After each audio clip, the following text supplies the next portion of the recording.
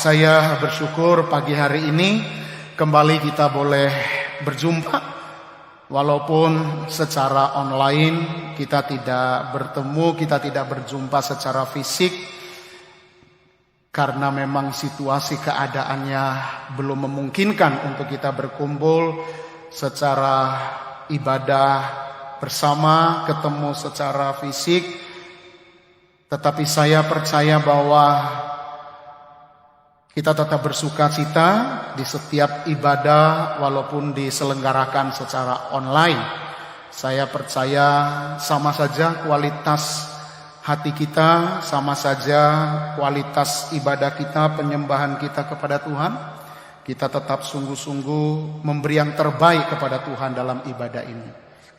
Nah, Bapak Ibu Saudara, lewat kesempatan ini saya rindu untuk menyampaikan satu tema yang saya sungguh percaya bahwa kalau Tuhan meneguhkan di hati saya akan tema ini sangat penting dan ini sangat bersesuaian dengan kondisi keadaan yang belum ada tanda-tanda bahwa situasi keadaan ini akan mencapai puncaknya dan kemudian setelah dia mencapai puncaknya dia akan menurun dan selesai.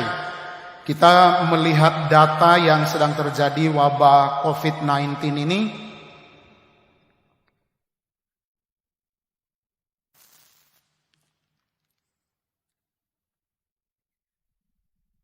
Bapak Ibu, wabah ini kalau kita lihat ini masih seperti orang naik gunung, masih lagi menanjak dan kita tidak tahu sampai kapan itu tiba di puncaknya. Kita semua tidak tahu, bahkan seluruh dunia juga nggak tahu sampai kapan wabah ini berakhir. Tetapi kita percaya bahwa walaupun kita tidak tahu sampai kapan ini berakhir, satu hal yang kita percaya, satu hal yang kita pegang, Tuhan tetap menyertai kita, Tuhan tetap bersama dengan kita. Oleh karena itu tidak ada alasan untuk kita takut, tidak ada alasan untuk kita dikuasai kepanikan, kekhawatiran, kebimbangan. Justru di tengah situasi yang semakin runyam, situasi yang semakin mencekam bagi orang yang gak percaya Tuhan, ini adalah situasi yang sangat sulit, saudaraku. Tetapi bagi kita justru situasi makin sulit itu adalah kesempatan untuk kita bisa melihat Tuhan lebih nyata lagi. Karena di tengah badai, di tengah situasi yang sulit, di sanalah mata kita akan memandang bahwa Tuhan nyata di tengah-tengah kita. Amin. Nah, Bapak Ibu Saudara yang kekasih di dalam Tuhan, tema kita pagi hari ini adalah Tuhan adalah gembalaku. Nah, Bapak Ibu Saudara, tema ini bukanlah tema yang asing, ini sudah sangat populer, kita sudah tahu bahkan ayat-ayat firman Tuhannya itu sudah dibuat dalam bentuk lagu, Bapak Ibu Saudara. Tapi saya percaya bahwa ayat ini sekalipun ini sudah sering kita dengar, Saudara, tetapi ini tidak pernah usang. Ini tetap baru dan saya percaya bahwa lewat kesempatan ini akan ada rema, akan ada pewahyuan, akan ada pencerahan yang akan Tuhan nyatakan kepada kita. Nah, mari Bapak Ibu Saudara siapkan hati Saudara, kita akan belajar bahwa Tuhan adalah gembalaku. Nah, kalau dikatakan Tuhan adalah gembalaku, ku di sini berarti ini bersifat personal. Kita akan belajar bahwa Tuhan adalah gembala, ini diarahkan kepada setiap personal kita, setiap pribadi kita. Itu berarti kita mesti berespon pribadi lepas pribadi. Setiap saudara siapapun yang sedang mendengar firman Tuhan ini, sedang menyaksikan tayangan ini, mari saudara buat keputusan bahwa kebenaran ini diarahkan pribadi kepada saudara, diarahkan. Oleh karena itu mari buka hati, terima firman Tuhan ini ke dalam hati saudara dan katakan mulai hari ini Tuhan adalah gembala bagi pribadi saya. Mari kita baca bersama-sama Mazmur pasal 23 ayat 1 sampai dengan ayatnya yang ke-6. Mari kita baca bersama-sama Bapak Ibu Saudara. Demikianlah firman Tuhan. Mazmur Daud. Tuhan adalah gembalaku, takkan kekurangan aku. Ia membaringkan aku di padang yang berumput hijau. Ia membimbing aku ke air yang tenang. Ia menyegarkan jiwaku. Ia menuntun aku di jalan yang benar, oleh karena namanya. Sekalipun aku berjalan dalam lembah kekelaman, aku tidak takut bahaya, sebab engkau besertaku. Gadamu dan tongkatmu itulah yang menghibur aku. Engkau menyediakan hidangan bagiku di hadapan lawanku. Engkau mengurapi kepalaku dengan minyak, pialaku penuh melimpah. Kebajikan dan kemurahan belaka akan mengikuti aku seumur hidupku, dan aku akan diam dalam rumah Tuhan sepanjang masa. Nah, Bapak Ibu Saudara kekasih di dalam Tuhan, bagian firman Tuhan ini Mazmur pasal 23 ayat 1 sampai dengan ayat yang ke-6, itu dimulai dengan dua kata, dikatakan Mazmur Daud. Nah, kita semua tahu bahwa Mazmur itu artinya nyanyian atau kidung pujian. Berarti ayat-ayat ini, saudaraku, kata demi kata, kalimat demi kalimat daripada ayat ini adalah sebuah ungkapan nyanyian pujian yang dinaikkan oleh seorang yang bernama Daud. Dia memuji Tuhan, menaikkan pujian, dan kata-katanya, kalimatnya ada di dalam ayat ini. Nah, Bapak Ibu Saudara, kalau Raja Daud dia berkata Tuhan adalah gembalaku, saudara, maka kita mesti mengerti bahwa ini bukan berasal dari sekedar knowledge atau pengetahuannya Daud.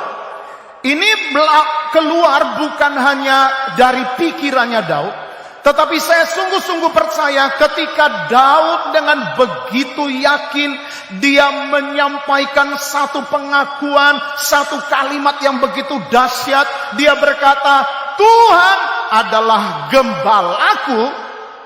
Bapak Ibu mau tahu, ini adalah sebuah pengalaman panjang dalam proses perjalanan Raja Daud.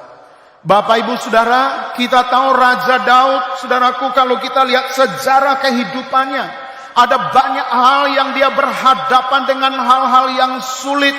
Waktu Allah memilih pengganti Saul, karena Saul sudah ditolak sebagai raja bagi bangsa Israel. Nah, waktu Tuhan mau memilih penggantinya, saudaraku, dia pergi ke rumah Isai. Dan saudaraku, Daud oleh bapaknya yang bernama Isai, Daud tidak dianggap, saudaraku, karena dia paling bungsu. Isai, saudaraku, berpandangan bahwa kakak-kakaknya Daud yang sudah terlatih perang, yang punya fisik yang kuat, tinggi, gagah, maka papanya Daud yang bernama Isai pikir bahwa wah, mereka lah yang layak jadi raja bagi orang Israel. Tetapi Tuhan berkata, bukan.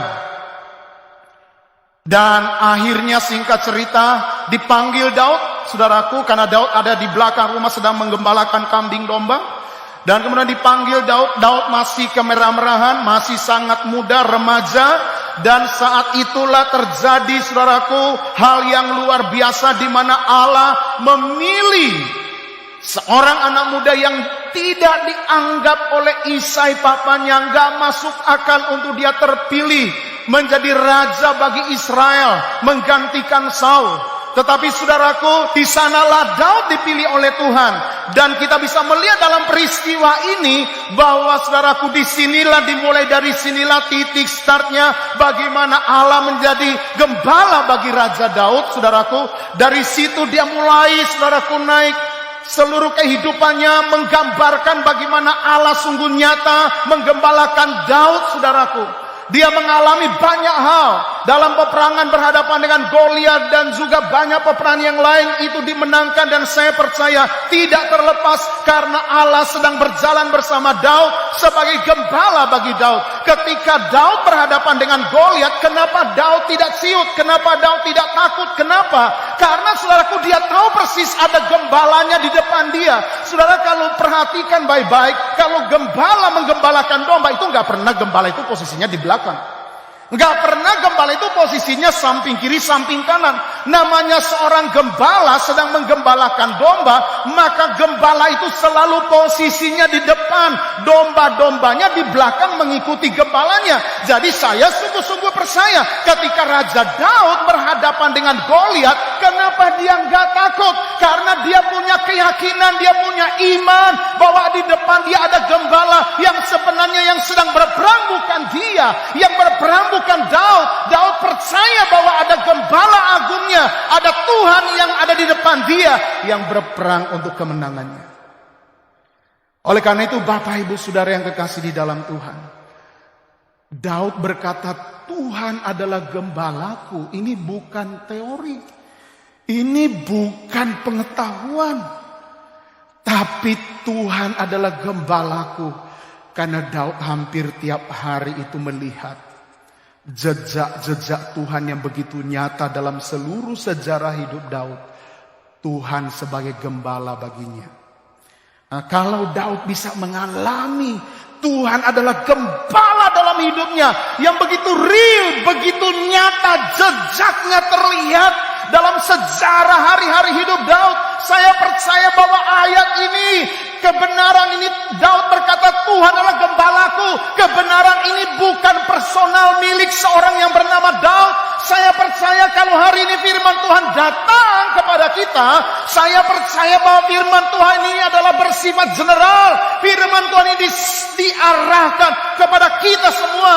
Saudaraku, saya mau kasih tahu kepada saudara, terlalu bodoh kalau kita tidak menerima kebenaran ini dan meyakini kebenaran ini bahwa Tuhan ada dalam hidup kita. Dia adalah gembala kita. Tuhan memang dalam hidup kita, dia bisa sebagai bapak. Kalau dia sebagai bapak berarti kita anaknya. Kalau Tuhan sebagai guru, kita muridnya. Kalau Tuhan sebagai sahabat, ya kita sahabatnya. Kalau Tuhan sebagai raja, ya kita umatnya. Kita warganya. Nah, kalau Tuhan sebagai gembala, kita apanya? Berarti kita domba-dombanya. Oleh karena itu Bapak Ibu Saudara, percayakah bahwa kita adalah dombanya Tuhan? Percayakah bahwa Tuhan betul-betul nyata dalam hidup kita? Bapak Ibu Saudara, percayakah sampai hari ini dan selama-lamanya bahwa Tuhan ada di dalam saudara, Tuhan menyertai saudara, Dia Allah Immanuel, dan Dia Allah Immanuel, Allah yang tidak pernah tinggalkan kita, Allah yang bersama dengan kita. Itu adalah gembala kita, kita adalah domba-dombanya. Nah Bapak Ibu Saudara, saya sungguh rindu untuk mau menyampaikan kepada kita hal berikutnya. Jika kita benar-benar adalah domba, ini mari perhatikan baik-baik. Jika kita benar-benar adalah domba, maka kita akan berkata, saya tidak bisa hidup tanpa Tuhan sebagai gembala dalam hidupku. Nah, ini statement pernyataan yang sangat penting. Sekali lagi, kalimatnya berkata begini. Kalau saudara, setiap pribadi saudara, ya di Komsel Tanjung Bintang, ya di Komsel Sukarame, di Komsel mana lagi, Villa Citra, yang ada di rumah masing-masing, dengar baik-baik. Kalau saudara yakin sungguh-sungguh bahwa saudara adalah dombanya Tuhan, dan Tuhan hadir dalam hidup saudara sebagai gembala, maka dengar baik-baik. Pasti hati saudara, dari kedalaman hati saudara, saudara akan setiap hari, setiap saat akan berkata begini, Tuhan, aku gak bisa hidup tanpa gembala. Aku gak bisa hidup tanpa Engkau berperan, berfungsi dalam hidupku sebagai gembala bagiku. Itu kalau benar-benar Engkau domba. Kalau Engkau bukan domba, Engkau gak yakin Kau domba, Kau gak akan berkata begitu. Kenapa? Karena banyak binatang lain, kalau kita lihat analoginya secara binatang, secara real, secara jasmania, lahiriah, banyak binatangnya bisa hidup tanpa gembala. Kambing bisa keliaran di hutan-hutan, gak usah digembalai, bisa hidup dia. Apalagi binatang yang lain-lain bisa hidup tanpa gembala. Tapi Bapak Ibu saya perhatikan baik-baik. Lain dengan domba. Saudara pelajari domba itu gak bisa hidup tanpa gembala. Jadi kalau saudara percaya sungguh-sungguh bahwa saudara adalah dombanya Tuhan dan Tuhan adalah gembalamu, pasti di dalam hatimu setiap saat kau berkata, Tuhan aku dombamu dan aku gak bisa hidup tanpa engkau. Saya mau perhadapkan kepada saudara, ada 5 karakteristik sifat daripada domba. Pertama, domba itu adalah binatang paling bodoh. Binatang yang sangat bodoh, saking bodohnya dia gak mampu cari makan sendiri. Gak usah cari makan, cari minum. Makanya ayat ini dibilang apa? Surah ayat kedua. Tuhan membaringkan kita, Tuhan sebagai gembala membaringkan kita ke rumput hijau. Artinya Tuhan yang bawa kita ke makanan. Karena domba gak bisa cari makan sendiri. Tuhan membimbing kita, menuntun kita ke air yang tenang. Karena domba adalah binatang yang bodoh, binatang yang lemah, gak bisa cari minum sendiri. Untuk makan dan minum aja bergantung abah gembala. Yang kedua, saudaraku, domba itu adalah binatang lemah. Tidak bisa melawan. Gak ada benteng pertahanan. Tidak ada perlindungan diri. Itulah domba. Jadi Bapak Ibu Saudara, domba itu paling kasihan. Domba itu paling lemah. Dia kagak bisa. Dia bukan binatang yang didesain untuk bertarung. Dia nggak ada perlindungan diri, nggak ada kekuatan melawan. Jadi kalau ada binatang buas datang, domba itu udah pasrah saja. Saudara, jadi satu-satunya yang akan membuat domba aman, kalau ada binatang buas serangan, yang akan berhadapan siapa? Gembalanya. Makanya domba tidak bisa hidup tanpa gembala. Nah, Bapak Ibu Saudara, gembala di sini adalah Tuhan. Memang di dalam gereja lokal ada gembala. Di gereja kita penatua. Ada 3 penatua dipercaya Tuhan menggembalakan. Itu juga Alkitabiah. Itu juga gembala yang Tuhan tempatkan. Tapi saya mau beritahu, gembala di dalam gereja, gembala secara lahiriah, gembala secara fisik, secara organisatoris yang Tuhan tempatkan, itu banyak kekurangan. Gembala secara lahiriah memang Tuhan tempatkan untuk menggembalakan domba-domba, itu jemaat Tuhan. Tapi Bapak Ibu Saudara, kalau gembala fisik model saya ini, ya banyak keterbatasannya, gak sempurna. Baru corona aja udah susah kunjungan kan? Ya kan? Bukan soal saya gak mau kunjungi. Masalahnya kalau saya kunjungi, habis dikunjungi, yang punya rumah batu-batuk, nanti dia bilang ini gara-gara Pak Gembala kunjungan nih. Wah repot saudara. Nah itulah gembala. Kalau gembala fisik terbatas, banyak kekurangannya, banyak kelemahannya. Tapi dengar baik-baik, gembala agung kita walaupun tak terlihat, gak bisa dilihat, yang bernama Tuhan Yesus Kristus, dia gembala kita, dia sempurna penggembalaannya. Oleh karena itu dengar baik-baik, walaupun domba itu binatang paling bodoh, domba itu lemah, gak ada pertahanannya, gak bisa melawan, gak bisa untuk bertarung. Tapi dengar baik-baik, ada gembala yang berperang untuk kita. Ada gembala yang melindungi kita. Oleh karena itu jangan takut Bapak Ibu Saudara. Nah yang ketiga, domba itu nggak tahu jalan Bapak Ibu Saudara. Domba nggak tahu jalan.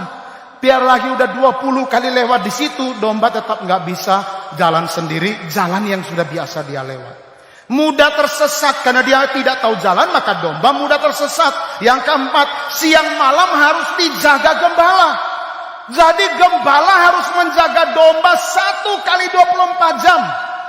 Kemudian domba kalau dia terluka, dia nggak bisa mengatasi diri sendiri.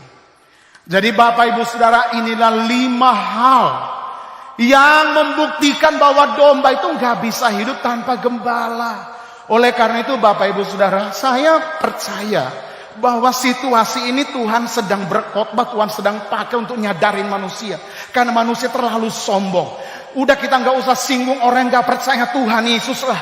Kita nggak usah singgung orang ateis nggak percaya Tuhan. Mari saudara kita koreksi ke dalam diri kita. Saudaraku, ada banyak orang Kristen, saudaraku, sadar nggak sadar. Saudaraku, hidup kita begitu sombong di hadapan Tuhan. Kita merasa kita hebat, kita bisa menjalankan hidup ini tanpa Tuhan, kita lupa bahwa kita domba. Jangan-jangan ada jemaat Tuhan berasa dia kuda kali. Iya kan? Nah ini repot saudara. Padahal Tuhan gak mau kita jadi yang lain. Karena Alkitab berulang-ulang menganalogikan, mengumpamakan kita ini domba. Nah domba mesti sadar diri. Domba gak boleh sombong. Domba binatang paling bodoh. Domba lemah, gak ada perlawanan. Dia gak bisa berbuat apa-apa. Dia bergantung total sama gembala. Masalahnya kita ini berasa bukan domba. Kita merasa hebat, kita merasa kuat. Mungkin itu di kucing kali. Nah, Bapak Ibu Saudara, mari sadarlah. Kita adalah domba. Kita gak bisa berbuat apa-apa. Kita bergantung total sama gembala kita. Yang berikutnya, bagaimana membuktikan bahwa kita benar-benar adalah dombanya Tuhan. Ini menarik Bapak Ibu Saudara. Kita ini, saya percaya yang nonton, yang mendengarkan khotbah ini saudaraku, adalah orang-orang percaya, orang Kristen. Ya puji Tuhan kalau ada yang tidak percaya Tuhan Yesus dan saudara sedang mendengarkan ini. Saya ingin memperhadapkan kepada saudara. Jangan-jangan kita ini anak Tuhan, orang Kristen hanya berdasarkan perasaan, berasa saja. Saya kayaknya berasa, saya sudah orang Kristen, saya sudah anak Tuhan, atau saya sudah domba. Karena tema kita adalah Tuhan adalah gembala, berarti kita domba. Nah, jangan-jangan kita domba tapi hanya berasa. Atau saudaraku ada yang kalau ditanya, kamu domba apa kambing? Domba dong, saya domba. Baru ditanya, kenapa kamu yakin betul domba? Apa dasarnya? Baru kita bilang, karena Pak Pendeta sering khotbah bahwa kita adalah domba dan Tuhan adalah gembala. Jadi berdasarkan khotbah Pak Pendeta dong. Ini dasarnya nggak kuat. Atau kita berdasarkan baca-baca, atau kita mungkin di sekolah diajarin perjalanan agama oleh guru agamanya. Kita domba, kita ajarin domba. Jadi hanya berdasarkan informasi yang masuk ke otak kita lewat penjelasan orang. Nah hari ini tolong dengar baik-baik. Kita mesti temukan dasar, bukan apa kata orang, tetapi saudaraku temukanlah dasar apa yang tertulis dalam Alkitab. Temukanlah dasar bahwa kita percaya saya adalah domba. Dasarnya adalah benar-benar firman Tuhan yang bilang, firman Tuhan yang ngomong, bukan orang lain. Nah oleh karena itu saudaraku, untuk memastikan bahwa kita benar-benar domba, ada dua hal. Hal yang pertama, domba, kalau kita benar-benar domba, maka pembuktian yang pertama, Anda pasti percaya kepada Yesus. Apakah Bapak Ibu Saudara percaya kepada Tuhan Yesus? Berliana, gimana percaya Tuhan Yesus? Percaya. Pak Simbolon? Percaya ya. Teman-teman yang ada di rumah Komsel, percaya? Kok gak kedengaran suaranya? Jauh ya di rumah masing-masing. Gak kedengaran. Nah di rumah, saya percaya, Anda percaya. Sudah percaya Tuhan Yesus? Gimana kok Hasan percaya? Bahwa Tuhan Yesus adalah Tuhan kita? Percaya ya? Oke. Sudah, jadi yang pertama, untuk membuktikan bahwa saya ini betul-betul domba, dan Anda adalah dombanya Tuhan. Yang pertama, coba cek, Anda percaya Tuhan Yesus enggak? Kalau Anda percaya Tuhan Yesus, berarti Anda domba. Tapi, percaya di sini, maksud percaya di sini gimana? Karena jangan salah loh Bapak Ibu Saudara, orang Islam juga percaya Yesus. Tapi orang Islam percaya Yesus sebagai Nabi. Itu percayanya orang Islam kepada Yesus. Isa Al-Masih dipercayai oleh mereka sebagai Nabi. Nah, itu nggak bisa jadi syarat untuk domba, percaya model begitu. Saudara. Oleh karena itu kita mesti mengecek percaya di sini, percaya bagaimana. Mari kita lihat saudaraku Roma pasalnya yang ke-10 ayat 9 sampai 10. Saya bacakan untuk kita semua. Demikian firman Tuhan, sebab jika kamu mengaku dengan mulutmu bahwa Yesus adalah Tuhan dan percaya dalam hatimu bahwa Allah telah membangkitkan dia dari antara orang mati, maka kamu akan diselamatkan. Karena dengan hati orang percaya dan dibenarkan, dan dengan mulut orang mengaku dan diselamatkan. Saya mau simpulkan dua ayat ini. Jadi pembuktian pertama bahwa saya dan saudara adalah dombanya Tuhan Yesus. Pembuktian yang pertama adalah saudara mesti percaya Yesus. Nah, percaya di sini bagaimana? Percaya yang bagaimana? Dua ayat ini saya simpulkan. Percaya di dalam hati bahwa Yesus telah mati di kayu salib, menebus segala dosa kita dan bangkit dari antara orang mati, menjadi Tuhan atas kita, dan mengaku di mulut bahwa Yesus adalah Tuhan. Apakah Anda percaya model begitu? Atau Anda hanya percaya Yesus adalah pribadi yang hebat? Membangkitkan orang mati, berjalan atas air, gak cukup percaya Anda kalau Anda hanya percaya Yesus sebagai orang hebat. Tapi kalau Anda percaya Yesus adalah Tuhan, maka dengar baik-baik. Yesus percaya dari hati bahwa Yesus sudah mati bagi dosa-dosa kita dan bangkit dari antara orang mati, mengalahkan maut, memberikan hidup yang kekal kepada kita, dan kita mengaku di mulut kita bahwa Yesus adalah Tuhan, Raja dalam hidup kita. Maka percaya begini yang disebut pembuktian kita adalah domba. Ada amin Bapak Ibu Saudara? Nah, yang kedua, pembuktian yang kedua, Yohanes pasal 10 ayat yang ke-20, ayat yang ke-14. Demikian firman Tuhan.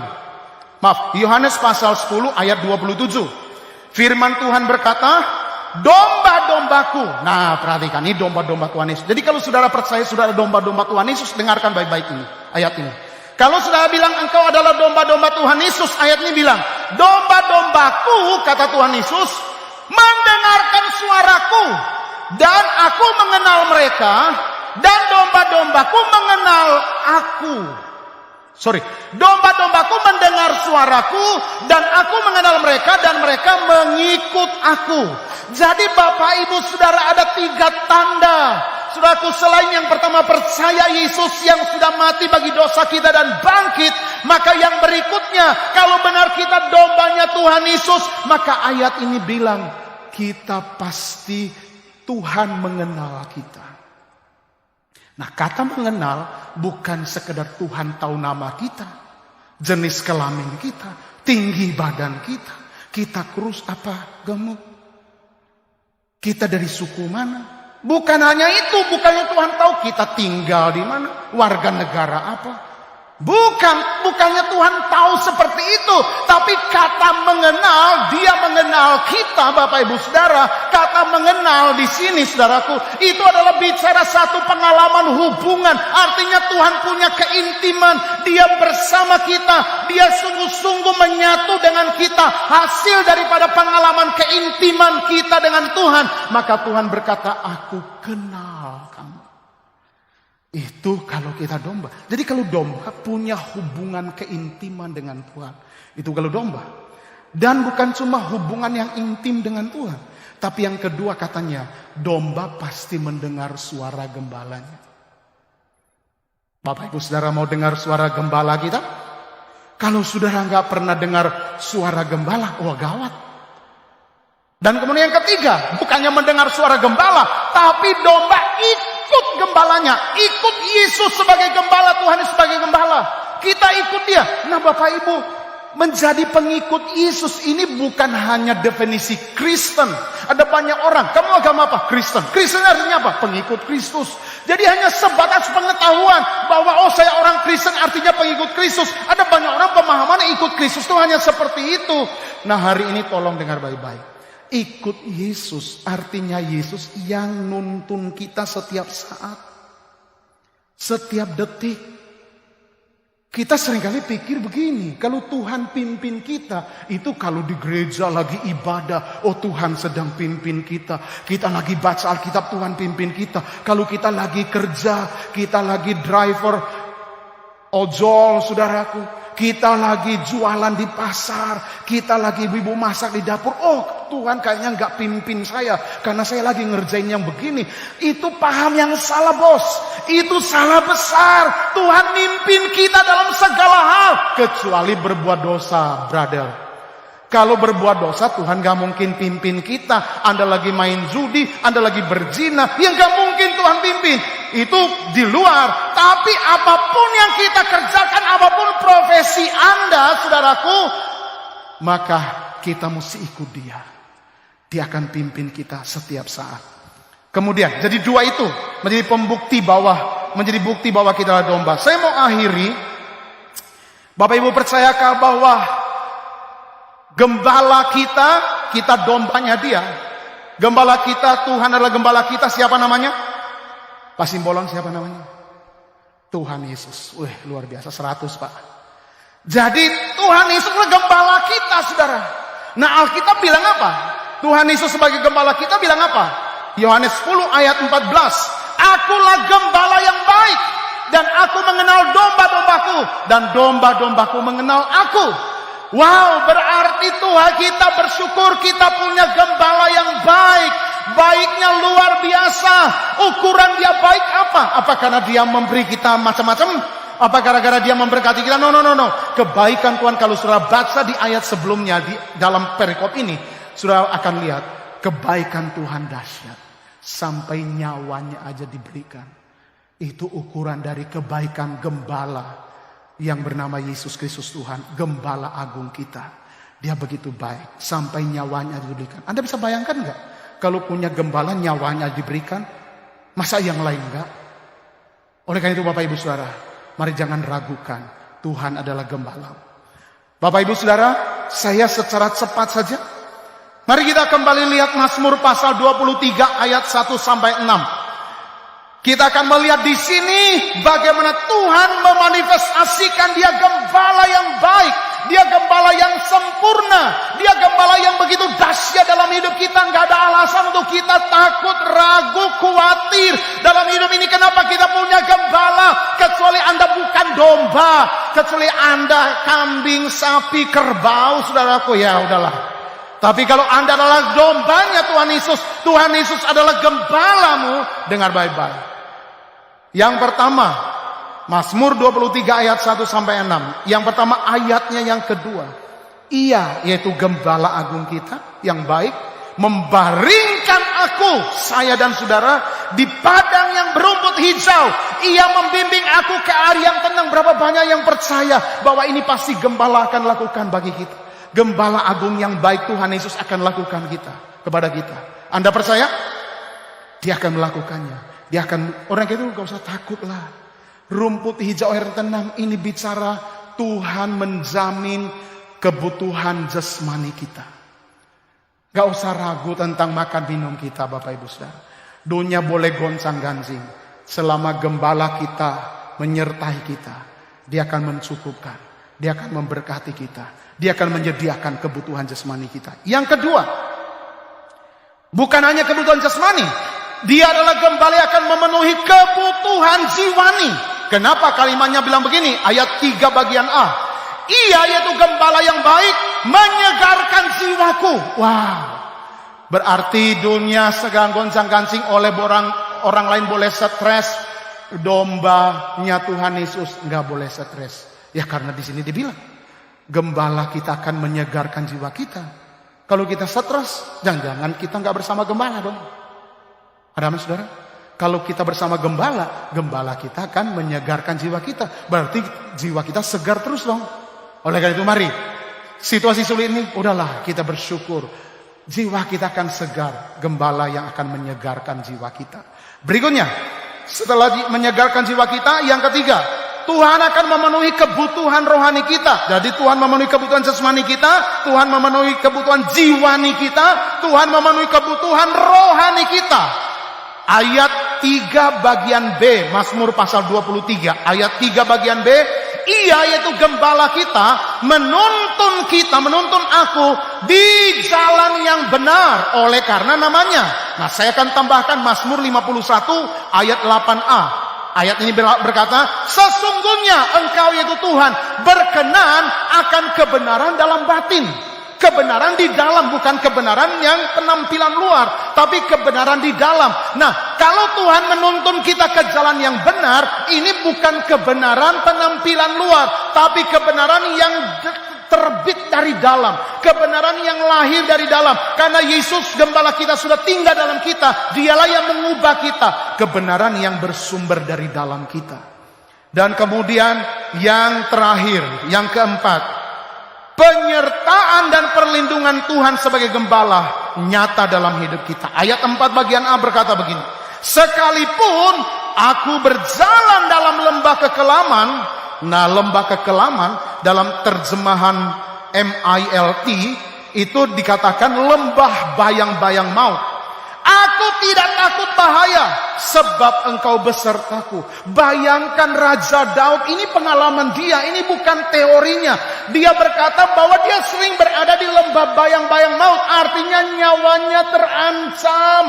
Ini taruhannya nyawa. Dia sedang berada dalam kondisi yang taruhannya nyawa. Tapi ayat ini berkata apa? Dia sama sekali tidak takut bahaya. Karena dia percaya ada gembala yang menyertai dia. Wow. Bapak Ibu Saudara, oleh karena itu saya berharap lewat sharing firman Tuhan ini, saudara dibangkitkan. Saudara dikuatkan.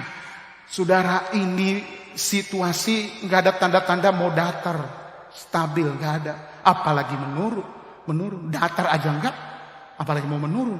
Ini sudah lihat data tiap hari naik terus, Pak.